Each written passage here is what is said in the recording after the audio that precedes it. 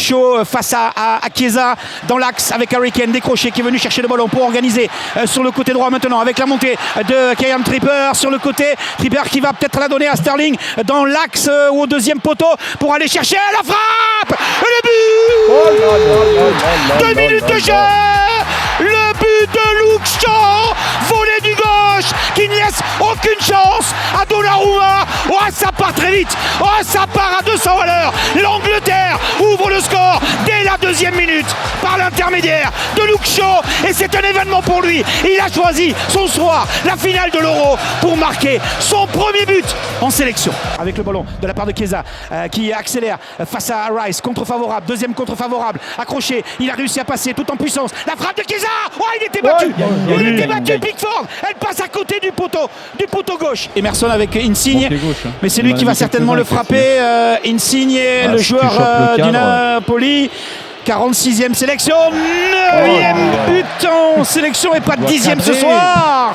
C'est pas cadré. Cette frappe enroulée de la part d'Insigne, c'est pas cadré du tout. Et dans les 11 buts marqués par les Anglais avec celui de ce soir, 5 ont été marqués de la tête. Attention, la frappe de la part de Chiesa. Insigne, l'arrêt de Pickford à bout portant sur ce ballon de la part de Chiesa sur le côté gauche. Il est à gauche depuis l'entrée de Berardi, on vous le disait. Sur le côté droit, à gauche, Chiesa qui fait la différence. Insigne est dans le rôle de faux numéro 9 qui récupère le ballon à bout portant, qui frappe, et l'arrêt de Pickford. C'est peut-être dans cette situation-là que l'on va apprécier le jeu d'Insigne qui passe un peu à côté de sa finale, un peu beaucoup. Pickford qui sort de sa surface de réparation, qui crochette face à Berardi, qui dégage et qui rend le ballon aux Italiens avec Bonucci, avec Verratti encore une fois, qui vient chercher le ballon, qui tente d'organiser le jeu des Italiens. Chiesa qui avance, Chiesa qui fait la différence, peut-être le 1 contre 1. Chiesa dans la surface de réparation face à Walker, fin de frappe, enchaînement, l'arrêt de Pickford, la frappe de Chiesa, l'arrêt de Pickford. C'est bien ce qu'il a fait le gardien anglais, parce que sur le coup, je pense qu'il est limite aveugle au départ du ballon. Sur la fin de frappe de Chiesa, il a un petit peu de mal sur ses appuis et c'est au tout dernier moment qu'il vient se coucher sur sa gauche. Le corner de la droite vers la gauche pour les Italiens. On est allé chercher la tête, c'est le ballon qui traîne, le poteau et le but.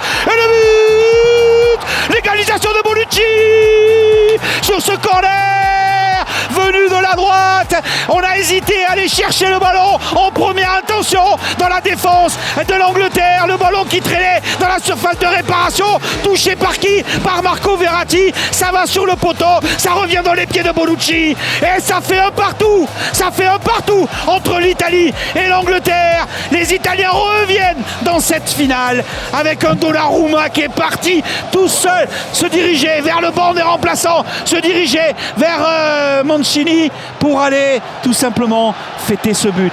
Avec Bernardeschi, le décalage est fait sur le côté, le contre favorable avec le ballon peut-être dans la surface de réparation.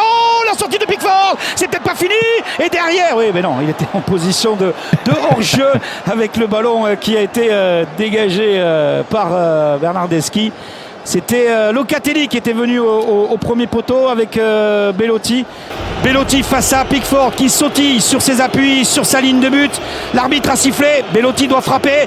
Belotti qui s'élance, la frappe et l'arrêt. L'arrêt de Pickford. L'arrêt de Pickford. Et vous l'entendez, Wembley qui exulte. Rashford, le sifflet de l'arbitre, c'est parti. Donc c'est quand il veut, il se décale à gauche avec une petite courdella, un petit temps d'arrêt, il piétine, il frappe, poteau. Il avait pris un contre-pied. Donnarumma, mais Rashford voit sa frappe repoussée par le poteau. Sancho face à Donnarumma. Sancho, course d'élan.